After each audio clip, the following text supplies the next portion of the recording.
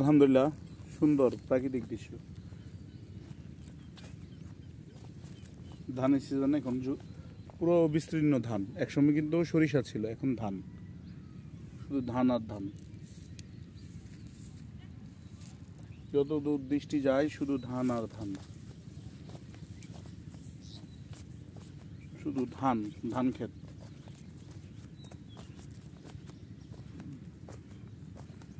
এই যে ছাগলে আবার সাইজ করতেছে, এই যে ছাগলে সাইজ করে গেছে।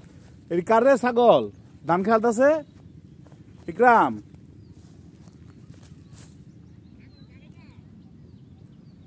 ধান খাই দিতে মুতো জ্বলছে।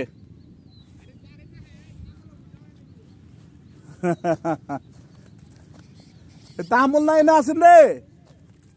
এই বেড়া তোর ক্ষেত খেয়ে সাফা দিলছে দেখছ? হ্যাঁ,